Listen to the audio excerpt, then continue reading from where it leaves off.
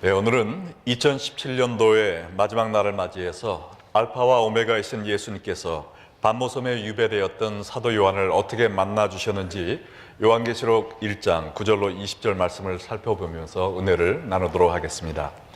예수님의 12제자는 모두 다 고난의 삶을 살았습니다. 그중 가룟 유다는 자신의 욕심으로 인해 예수님을 팔고 그 죄책감에 눌려 자살했지만 10명의 제자는 복음을 전하다 순교했습니다. 그런데 제일 나이가 어렸던 사도 요한은 90세 이상까지 살면서 소아시아 지역의 교회들을 순회 목회하다가 자연사하여서 2년 전 터키 순례 여행 때, 성지 순례 때 보았던 것처럼 에베소 지역에 묻히게 되었습니다. 비록 장수를 누렸지만 사도 요한도 고난과 핍박을 많이 당했습니다. 과거 일제시대 때 신사참배를 거부한 한국 기독교인들이 핍박을 받았던 것처럼 AD 95년 로마 황제 도미티아누스가 자신을 숭배하도록 강요하였을 때 하나님 외에 누구도 경배의 대상으로 삼기를 거부한 1세 말기 소아시아의 많은 기독교인들도 박해를 받았는데 그때 그 당시 기독교 지도자였던 사도 요한도 체포당해서 반모섬에서 귀양살이를 살았던 것입니다.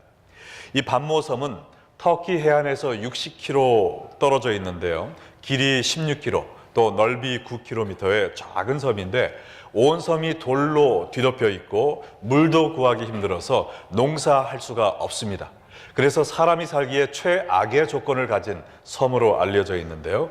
그래서 로마 정부는 죄수들 가운데서도 격리가 필요한 가장 흉악한 죄수들을 이곳에 보내서 그들이 고통 속에 죽게 만든 장소였습니다. 그런데 이렇게 삭막한 곳에 사도 요한이 왜 보내진 것이었을까요? 요한계시록 1장 9절 말씀을 보겠습니다. 나 요한은 너희 형제요 예수의 환난과 나라와 참음에 동참하는 자라. 하나님의 말씀과 예수를 증언하였으므로 말미암아 반모라 하는 섬에 있었더니. 사도 요한은 남의 물건을 도둑질하거나 혹은 남을 죽이는 범죄 행위를 함으로 인하여 여기에 귀양간 것이 아니라 오직 하나님의 말씀과 예수 그리스도의 복음을 증거했던 이유로 아오지탄광과 다름없는 이곳에 귀양살이를 살게 된 것입니다. 사도 바울이 개인적으로 얼마나 억울하고 낙심이 되었을런지 상상이 되십니까? 이제 80이 넘은 나이에 좀 편하게 살기 원하는 마음이 있지 않았을까요? 근데 오히려 이 자갈로 뒤덮인 황량한 반모섬에 던져져서 견디기 힘든 생활을 하게 되었을 때 인간적으로는 낙심과 절망에 빠질 수밖에 없었을 것입니다. 사도 요한은 젊어서 예수님을 따라 나선 이래로 일생 동안 주님을만을 위하여 살았습니다. 십자가에서 돌아가신 예수님 어머니 마리아도 돌봤지요. 그리고 다른 제자들이 순교한 후에 소아시아 교회들을 순방하며 발이 닳도록 돌아다니며 목양한 이 일로 주님을 섬겼는데, 아니 내가 하나님을 위해 내 청춘을 다 바쳤건만 내게 돌아오는 것이 이 반모섬 귀양살이밖에 없는 것입니까? 라면서 그의 신앙이 흔들리는 위기를 맞이했을지도 모릅니다. 여러분 중에도 혹시 이 반모섬에 떨어진 사도 요한 같은 심정을 가진 분이 계실지 모르겠습니다. 나름대로 하나님의 뜻대로 하나님을 위해 살려고 노력을 했는데 여러분의 삶과 사역이 잘 풀리지 않고 고난과 역경의 소용돌이 속에 헤매이고 있는 분이 계시지는 않습니까? 아니 하나님이 살아계시다면 왜 나에게 이러한 어려움을 허락하시는 거야? 라는 상처받은 심령으로 오늘 이 자리에 나온 분이 계시지는 않습니까? 우리 모두는 때때로 반모섬과 같은 고난에 처해질 수가 있습니다. 그럼 우리가 그러한 때 어떻게 이러한 시험과 역경을 이겨낼 수 있을까요? 오늘 본문을 통해 사도 요한이 반모섬의 고통을 어떻게 극복했는지 살펴보면서 여러분도 모든 시험과 역경을 이겨내는 승리의 삶 누리시기를 주의 이름으로 축원합니다. 자, 그럼 돌짝밭에 버려졌던 사도 요한을 통해 배울 수 있는 첫 번째 진리가 무엇인가? 그것은 바로 그곳에서 하나님을 예배하라라는 것입니다. 우리 한번 따라해 볼까요? 그곳에서 하나님을 예배하라. 10절과 11절 말씀을 보시겠습니다. 주의 날에 내가 성령에 감동되어 내 뒤에서 나는 나팔 소리 같은 큰 음성을 들으니 이르되 내가 보는 것을 두루마리에 서서 에베소, 서버나, 버가모, 두아디라, 사대, 빌라델비아, 라오디게아 등 7교회에 보내라 하시기로. 사도 요한이 죽음의 섬 반모에서 가장 먼저 한 일은 하나님을 예배하는 일이었습니다. 여기에 주의 날이라는 것은 예수님이 죽음을 물리치고 부활하신 날, 그래서 초대교회 성도들이 하나님을 찬양한 그 예배드리던 주일날을 의미하는 것입니다. 반모섬에서 주일을 맞이한 사도 요한은 아무리 둘러봐도 가서 예배드릴 만한 교회를 찾을 수가 없었습니다. 또 아무리 찾아봐도 함께 예배드릴 성도들도 없었습니다. 주위를 돌아보면 보이는 것은 거센 파도와 거친 돌멩이들밖에 없었어요. 그럼에도 불구하고 그는 그 거룩한 주일날을 맞이하여 바로 그곳에서 무릎을 꿇고 하나님께 예배를 드렸고, 그때 성령이 그에게 임하셨으며 나팔과 같은 예수님의 음성을 듣게 된 것입니다. 본문 10절에 직접적으로 사도 요한이 예배를 드렸다라고 기록하고 있지는 않지만 성령에 감동되었다, 또 나팔 소리 같은 음성을 들었다라는 것은 예배를 전제로 한 경험을 증거하고 있는 것입니다. 요한계시록 4장에도 보면 1절과 2절에 사도 요한이 나팔 소리 같은 음성을 듣고 또 성령에 감동되는 경험을 다시 하는 이야기가 나와 있는데요, 그 같은 장 10절에 보면 그곳이 바로 어떤 곳이었느냐, 24 장로들이 하나님 앞에 엎드려 경배하던 예배의 장소였던 것을 알 수가 있습니다. 그러므로 이 1장에서도 사도 요한이 주의 날 하나님 앞에 엎드려 경배한 것을 우리가 알 수 있는데, 이 절망의 반모섬에서 원망이나 불평의 말 대신 살아계신 하나님께 예배드리는 선택을 한 것입니다. 왜냐하면 모든 사람은 하나님을 예배드리기 위하여 창조되었음을 너무나도 잘 알고 있었기 때문이죠. 나의 상황과 상관없이, 나의 처지와 관계없이 하나님은 항상 예배받기에 합당하신 분임을 믿었던 것입니다. 그래서 그는 하나님께 예배드리는 일에 최우선권을 두었고, 그 순간 고통과 절망의 반모섬은 살아계신 하나님의 음성을 듣는 은혜의 자리로 변하게 된 것입니다. 우리는 어떤 어려움을 당하든지 간에 하나님을 예배하는 예배자의 모습을 잃지 말아야 합니다. 어떠한 절망적인 상황에 부딪힌다 할지라도 우리가 먼저 하나님을 예배하는 자세를 가질 때 모든 어려움을 극복하는 힘과 능력을 하나님이 주실 것입니다. 한국 충영교회 원로 목사님이신 김창인 목사님이 북한에 계셨을 때 있었던 일입니다. 함께 섬기던 젊은 전도사님이 이제 공산당을 피해 교인들을 데리고 먼저 내려가라 라고 이제 목사님이 그 전도사님에게 말씀을 하셨습니다. 이 전도사님은 18살 때 김 목사님을 통해서 세례를 받았는데, 어린 시절부터 하나님을 너무나 잘 섬기며 예배드리는 자로 자라났다고 합니다. 그래서 18살 때 세례 받으면서 그 목사님이 물어보기를 자네는 성경을 몇 번 읽었나 했더니 그 18살의 어린 나이에 제가 40번을 읽었습니다 라고 대답할 정도로 말씀을 사랑하고 하나님을 사랑하는 예배자였습니다. 근데 이 김창인 목사님의 이야기를 듣고 이 젊은 전도사님은 아닙니다, 제가 여기서 내려가지 못하는 분들을 섬길 테니 목사님이 교인들과 함께 가셔야죠. 그래서 교회를 이룩하셔야죠 라고 목사님을 떠밀었다고 합니다. 그래서 목사님이 교인들과 함께 남쪽으로 내려가셨고, 그 이후에 이 전도사님은 어떻게 됐는지 소식을 듣지 못했다고 합니다.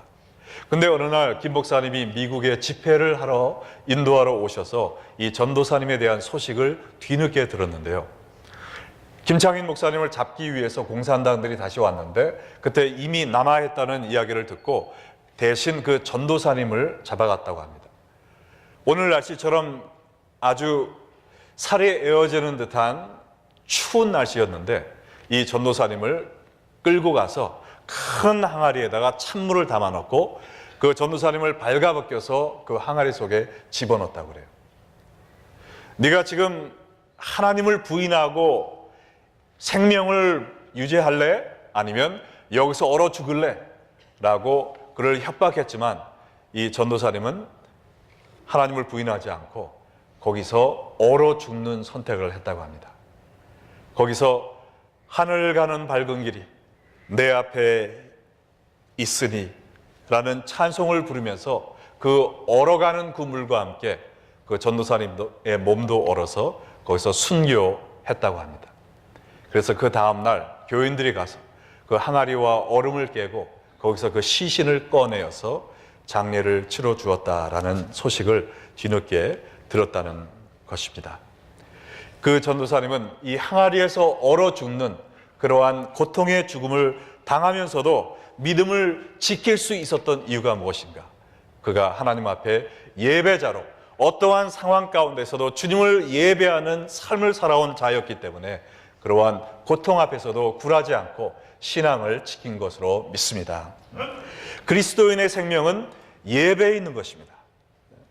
어떤 상황 가운데서도 하나님을 예배하는 자들은 핍박이나 죽음의 위협에도 굴하지 않고 신앙을 지키는 승리의 삶을 살 수 있는 것입니다. 그러나 예배를 멈추는 그 순간 그리스도인의 영적인 호흡도 멈춰주는 거예요.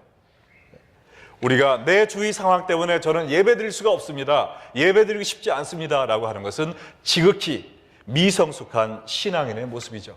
우리가 어려우면 어려울수록 예수님께 전심으로 예배 드리고 찬양 드릴 때 하나님께서 역사하셔서 그 돌짝밭 같은 반모섬이 천국으로 변하는 하나님의 역사를 경험할 줄을 믿으시기 바랍니다. 우리가 고난의 반모섬에서 승리하기 위해서 실천해야 될 두 번째 사항은 주의 영광을 바라보는 것입니다. 주의 영광을 바라보는 것. 12절로 13절에 보니까 몸을 돌이켜 나에게 말한 음성을 알아보려고 돌이킬 때 7 금촛대를 보았는데 촛대 사이에 인자 같은 이가 발에 끌리는 옷을 입고 가슴에 금띠를 띠고 나타난 것입니다. 사도 요한이 주의 날 하나님께 예배드리며 들리는 음성이 누구의 음성인가 알아보기 위해서 뒤를 돌아본 그 순간에 황량했던 반모섬은 온데간데 없이 사라지고 7 금촛대와 그 사이에 서 계신 예수님의 모습을 보게 되었습니다. 사도 요한은 유배지에 버려진 자신에 대한 걱정보다 로마 황제 핍박으로 인해 고통받고 있던 초대교회를 더 염려했을 것입니다. 그는 아마 기도하면서 하나님, 이 7 초대교회들 어떻게 하실 겁니까? 그냥 버려두시려고요? 하면서 하나님께 절규와 같은 기도를 올렸을 것입니다. 그러나 그때 하나님은 7 교회를 상징하는 7 촛대를 보여주시면서 그 사이에 서 계신 영광의 예수님의 모습을 보여주신 거예요. 그러면서 내가 나의 교회를 그냥 내버려 두지 않겠다. 내가 그 교회들과 함께 고통하면서 그 교회가 승리하도록 힘을 주겠다라는 의미의 환상을 보여주신 것입니다. 이때 사도 요한이 목격한 예수 그리스도의 모습을 한번 14절과 16절을 통해 보겠습니다. 그의 머리와 털의 희기가 흰 양털 같고 눈 같으며 그의 눈은 불꽃 같고 그의 발은 풀무불에 단련한 빛난 주석 같고 그의 음성은 많은 물소리와 같으며 그의 오른손에 7별이 있고 그의 입에서 좌우에 날선 검이 나오고 그 얼굴은 해가 힘있게 비치는 것 같더라. 여기에 흰 양털 같은 그의 머리털은 태초부터 계셨던 예수님의 지혜와 순결함을 상징하는 것입니다. 불꽃 같은 그의 눈은 만물을 꿰뚫어 보시고 심판하시는 그의 눈을 의미하고요. 풀무불에 단련한 주석 같은 그의 발은 예수님의 힘과 권세를 상징하는 것입니다. 또 많은 물소리와 같은 그의 음성은 주의 음성의 위엄과 권세가 있음을 나타내는 것이고요. 7뼈를 잡고 있는 그의 오른손은 이 교회의 목회자들과 리더들을 붙잡고 있는 예수님의 모습을 보여주는 것입니다. 좌우에 날선 검이 나오는 그의 입은 만국을 심판하시고 또 그의 백성들을 구원하시는 예수님의 말씀을 상징하고 또 해가 힘있게 비치는 것 같은 그의 얼굴은 그 변화산상에서 새 제자가 보았던 영광의 그리스도의 모습을 나타내고 있는 것입니다. 오늘 여기서 우리가 배울 수 있는 점은 뭐냐면요, 지금 하나님 보좌 우편에 앉아 계신 예수님의 모습은 우리가 생각하는 십자가 위에 달려 죽으셨던 그 연약한 모습이 아니라는 것입니다. 예수님이 지금도 나약한 인간의 몸으로 계시는 것처럼 우리가 생각을 하고 있지만 예수님은 이 성육신 전에 가지셨던 그 영광의 모습으로 하늘에 계시다는 것입니다. 우리는 이 예수님의 영광의 모습을 봐야 돼요. 그 예수님의 영화롭고 또 능력에 가득 찬 그 모습을 볼 때 우리가 예수님이 얼마나 모든 일을 가능케 하시는 능력의 하나님이심을 깨달을 수 있게 된다는 것이죠. 사도 요한이 이 영광의 예수님의 모습을 바라보았을 때 어떻게 반응했는지 17절로 18절 한번 보겠습니다. 내가 볼 때 그의 발 앞에 엎드려져 죽은 자 같이 되며 그가 오른손을 내게 얹고 이르시되 두려워하지 말라. 나는 처음이요 마지막이니 곧 살아있는 자라. 내가 전에 죽었었노라. 볼지어다 이제 세세토록 살아있어 사망과 음부의 열쇠를 가졌노니. 이 사도 요한은 예수님과 가장 가까운 관계를 가졌던 제자로 알려져 있습니다. 평상시에 예수님의 가슴에 머리를 둘 만큼 예수님을 따르고 예수님의 사랑을 받던 서스럼 없는 관계를 갖고 있던 제자였습니다. 그러나 이 예수님의 영광의 모습을 보았을 때 그는 과거처럼 예수님 너무나 반가워요 하면서 가서 예수님한테 허그를 해줄 수 없었다는 것이죠. 예수님의 모습이 너무나도 찬란하고 영화스러워서 그가 할 수 있는 것은 그 앞에 쓰러져 죽은 자처럼 엎드리는 것밖에 없었어요. 이토록 영광 중에 계신 예수님은요, 우리가 함부로 대할 수 있는 분이 아니라는 것입니다. 우리가 보면 그 앞에 거꾸러져 거룩하다, 거룩하다, 거룩하다라고 외치며 예배드릴 수밖에 없는 능력과 권세의 성자 하나님이심을 믿으시기 바랍니다. 사도 요한이 이 영광스러운 예수님의 모습을 보고 엎드려졌을 때 예수님은 그에게 다가오셨어요. 그리고 그의 오른손을 그에게 얹으셨습니다. 아마 그의 머리를 쓰다듬어 주셨겠죠. 두려워 떨고 있는 요한에게, 또한 일곱 교회의 앞날에 대해서 걱정하고 있는 요한에게 뭐라고 말씀하셨습니까? 두려워하지 말라. 나는 처음이요 나중이니 삶과 죽음의 모든 열쇠를 쥐고 있는 전능하신 하나님이다 라고 선포하신 것입니다. 사도 요한이 이 예수님의 거룩한 모습을 보고 어찌 두려워할 수 있겠습니까? 이 세상의 모든 두려움은 사라진 거예요. 그의 삶이 변화된 것입니다. 이제 주님이 함께 하시면, 주님이 원하시면 뭐든지 감당할 수 있다는 믿음을 얻게 된 것입니다. 할렐루야. 우리도 이 거룩한 주의 영광을 바라봐야 된다는 것입니다. 역사적으로 볼 때요, 하나님께서 이 환상을 통해 사도 요한에게 보여주셨던 것처럼 하나님은 그 일곱 교회가 멸망하도록 내버려 두지 않으셨습니다. 이 교회를 멸망시키고 기독교인들을 멸절시키려고 했던 로마 황제 도미티아누스가 오히려 1년 후인 AD 96년에 살해되고 말았어요. 그리고 이 사도 요한은 반모섬에 8개월의 유배 생활을 끝내고 다시 돌아갔습니다. 소아시아로 돌아가서 그 일곱 교회를 순방하며 사역을 했고, 그 일로 인하여 이 일곱 교회는, 이 초대교회는 다시 한번 큰 부흥의 역사를 경험하게 되었습니다. 교회가 승리한 것입니다. 할렐루야. 이와 같이 우리도 주의 영광을 볼 때 우리의 삶이 변화되고 우리 삶 속에 승리를 경험할 수 있게 될 것입니다. 우리는 교회에 와서 예배만 보고 가는 것이 아니라 주의 영광을 보고 갈 수 있어야 됩니다. 설교만 듣는 것이 아니라 성령의 임재를 느낄 수 있어야 되는 거예요. 찬양만 드리는 것이 아니라 성령님의 기름 부으심을 우리의 피부를 통하여 우리의 심령을 통해 느끼고 가는 그런 예배가 되어야 된다는 것입니다. 우리가 이러한 삶을 살 때 우리의 예배뿐만 아니라 우리 구역 예배를 통해, 제자 훈련을 통해, 친교를 통해, 우리가 하는 모든 교회 사역을 통해 하나님의 영광을 바라볼 수 있는 교회가 될 때 하나님의 뜻이 이루어질 수 있는, 하나님께 사용받을 수 있는 거룩한 성도들로 무장될 것입니다. 우리 교회 6글자 비전이 뭡니까? 지속적인 변화죠. 맞습니다. 날마다 예수님을 닮아가는 제자를 만드는 교회, 이것이 바로 우리 교회를 향한 하나님의 뜻인 줄 믿습니다. 자, 그럼 이러한 참된 삶의 변화가 어떻게 일어날 수 있을까요? 노력한다고 되는 게 아니라는 것이죠. 고린도후서 3장 18절에 보면 우리가 다 수건을 벗은 얼굴로 거울을 보는 것 같이 주의 영광을 보매 그와 같은 형상으로 변화하여 영광에서 영광으로 이르니 곧 주의 영으로 말미암음이라 그랬습니다. 우리가 어떻게 예수님과 같은 모습으로 변화할 수 있다고요? 주의 영광을 보는 겁니다. 우리가 노래를 너무나 잘하는 사람을 보면 어떤 마음이 생기죠? 아, 나도 저렇게 노래 잘하는 사람 되고 싶다.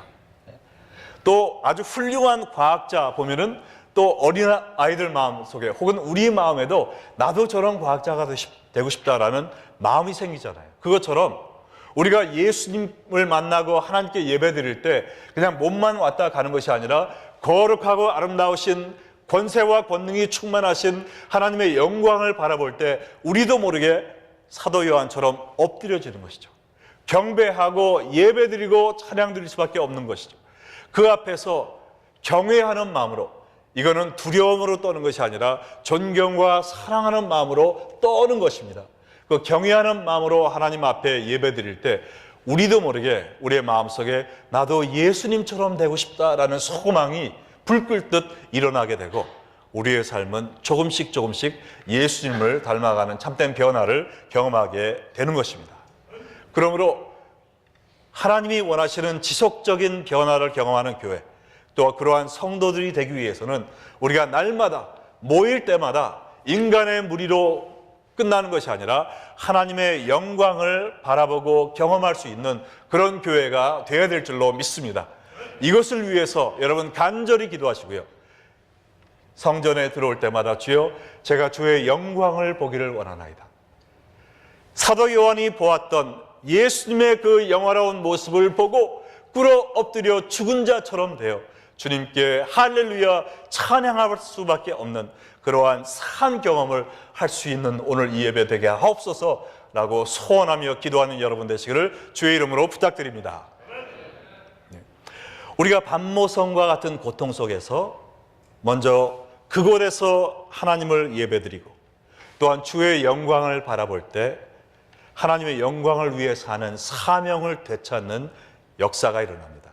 이것이 바로 밤모섬에서 사도 요한에게 일어난 세 번째 역사였습니다. 19절 말씀을 보면 그러므로 내가 본 것과 지금 있는 일과 장차 될 일을 기록하라라고 예수님이 말씀하셨어요. 여기서 내가 본 것은 과거의 계시, 즉 1장에서 사도 요한이 본 예수님의 모습을 이야기합니다. 그리고 지금 있는 일은 이제 현재 말씀해 주실 계시로서 요한계시록 2장과 3장에 나타난 소아시아 7교회에게 하나님이 주시는 말씀을 의미하는 거고요. 그리고 장차 될 일은 4장부터 22장까지 나온 미래에 대한 계시로 온 세계 모든 교회에게 주신 말씀을 일컫는 이야기입니다. 사도 요한을 한번 생각을 해보세요. 지금 80세, 90세가 된 나이입니다. 한 번 들어가면 도저히 살아나올 수 없는 밤모섬에 던져진 처지였어요. 내가 앞으로 무엇을 주를 위해 할 수 있을까라는 의문을 갖고 있었겠죠. 그러나 아무런 소망도 보이지 않는 그 자리에서 하나님을 예배하고 살아계신 주의 영광을 목격했을 때 그의 삶 속에 새로운 사명이 불타올랐다는 것입니다. 끝날 때까지 끝이 아니에요. 믿으십니까?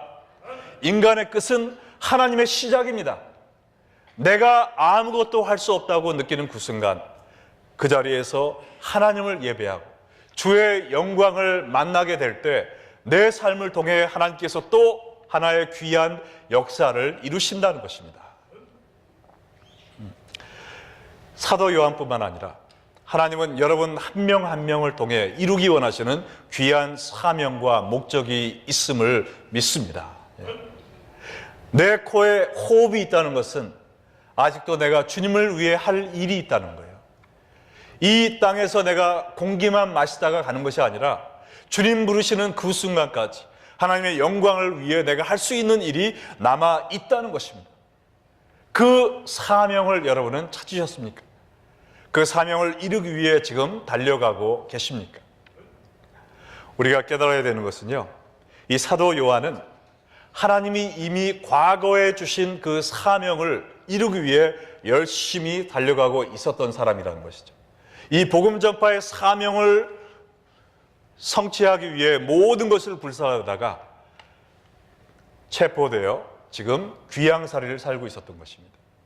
반모섬에서 복음을 전할 수 없었지만 그가 할 수 있던 한 가지 사명, 하나님을 찬양하고 예배드리는 일에 헌신하고 신실히 주님을 섬겼던 그 사람이었습니다.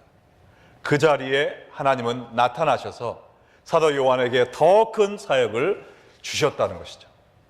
여러분들 가운데서도 하나님 저에게 환상으로 나타나셔서 사명을 주시면 제가 순종하겠습니다. 제가 거부할 수 없는 놀라운 방법으로 저에게 말씀하시면 제가 그 부르심에 따르겠습니다 하면서 아무것도 안 하고 기다리고 있는 사람에게는요, 하나님은 부르심을 주지 않으십니다. 하나님이 나에게 이미 주신 그 작은 희미한 음성이라 할지라도, 말씀에 나와 있는 그 보편적인 하나님의 부르심이라 할지라도, 내가 이미 알고 있는 것을 조금씩 주를 위해 섬기고 봉사하며 충성하는 사람에게 하나님은 더 큰 역사를 이룰 수 있는 부르심을 주신다는 것입니다. 그러므로 우리는 하나님이 부르실 때까지 나는 기다리고 있어야지, 그것이 아니라 내가 지금 주를 위해 할 수 있는 것이 무엇이 있나 찾아서 기도라도 예배라도 한마디 다른 말로 성도들을 격려하는 것이라도 충성 봉사할 때 하나님께서 여러분을 위하여 더 큰 사명을 주실 줄로 믿습니다. 만약 여러분도 하나님을 위해 귀한 사역을 감당하는 사람이 되기 원한다면 무슨 어려움을 경험한다 할지라도 좌절하지 마시고 있는 자리에서 하나님을 예배하시고 또한 주의 영광을 바라보기를 사모하며 주님이 주시는 부르심을 따라 순종하는 삶을 살기를 바랍니다. 여러분, 사도 요한이 겪은 고난은요, 의미 없는 무의미한 고통이 아니었어요. 그에게 주실 하나님의 사명을 완수할 수 있는 사람으로 준비시키기 위해서 하나님께서 허락하신 훈련 과정이었습니다. 사도 요한이 본 그 엄청난 환상과 계시를 종합해서 써놓은 것이 요한계시록 1장 20절 말씀입니다. 우리 다 같이 읽겠습니다. 내가 본 것은 내 오른손의 7별의 비밀과 또 7 촛대라. 7별은 7 교회의 사자요 7 촛대는 7 교회니라. 자, 로마 황제의 핍박 아래 풍전등화와 같이 위기에 빠진 7 교회였습니다. 이제는 마지막 남은 사도 요한조차 반모섬에 귀양가고 말았어요. 로마 황제가 무서운 기세로 교회들을 멸망시키기 위해 쫓아오고 있습니다. 그러한 불안 속에 떨고 있던 이 초대교회 성도들에게 하나님께서 보여주고 싶은 계시가 무엇입니까? 바로 이것이에요. 내 오른손에 내가 7 교회와 그 교회의 리더들을 붙잡고 있다는 말씀입니다. 이 세상이 아무리 너희를 멸망시키려 해도 내 강한 오른손으로 너희를 붙잡아 주리라. 너희를 보호하여 주리라. 너희를 들어 귀하게 사용하리라. 너희를 통하여 온 세계에 구원의 복음을 선포하게 하리라. 라는 이 계시를 사도 요한을 통해 보여주신 것입니다. 자, 그런데 이 계시를 명확하고 분명하고 확실하게 전달하기 위해서 하나님께서 사도 요한을 먼저 반모섬에 보내셨다고 믿습니다. 한 번 갔다가 도저히 살아나올 수 없는 이 반모섬에서 사도 요한을 구원해 주심으로 말미암아 그가 전하는 하나님이 우리를 붙잡고 있습니다. 우리가 어떠한 위험 속에 있다 할지라도 하나님을 예배하고 주의 영광을 바라보며 그의 사명을 완수하는 삶을 살 때 주님께서 우리를 지켜주시고 주님께서 우리를 사용해 주실 것입니다 라는 이 선포가 이 반모섬에서 살아나온 요한의 입을 통해 선포될 때 얼마나 더 힘이 있겠습니까? 이 목적을 위해서 하나님은 사도 요한에게 그러한 어려움을 허락하셨다고 믿습니다. 여러분의 삶에 있는 반모섬과 같은 고통과 어려움이 무엇입니까? 여러분으로 하여금 이제 나는 끝났어. 나는 주를 위해 더 이상 할 수 있는 것이 아무것도 없어. 지금 상황이 너무나 어려워. 이 처지에 내가 뭘 하겠어? 라고 낙심하고 좌절하게 만드는 그러한 일, 사건 혹은 사람들 무엇입니까? 여러분이 겪고 있는 그 반모섬, 여러분의 삶과 사역의 끝이 아니라 더 큰 사역을 준비하기 위해 하나님께서 허락하신 훈련 과정임을 믿으시기 바랍니다. 그 자리에서 좌절하지 마세요. 난 누구 때문에, 무엇 때문에 아무것도 안 해 라는 그러한 소심한 마음을 갖지 마세요. 그 반모섬이 무엇이든지 간에 그곳에서 하나님을 예배하는 여러분 되시기 바랍니다. 그리고 그 자리에서 주의 영광을 바라보는 여러분 되시기 바랍니다. 그때 하나님께서 여러분에게 새로운 소명을 주실 것입니다. 그 사명을 붙잡고 주의 뜻이 이루어질 것을 믿나이다. 저를 사용하여 주시옵소서. 저를 통하여, 저희 교회를 통하여 영광받아 주시옵시고 하나님 나라를 세운 일에 사용받도록 능력 주시옵소서. 간구하고 나아갈 때 우리가 생각하기에 모두 끝장났다라고 여기는 그 순간이 더 큰 역사의 시작의 날이 되는 아름다운 역사가 여러분의 삶 속에 매일 펼쳐지기를 주의 이름으로 축원합니다. 다 같이 기도하시겠습니다.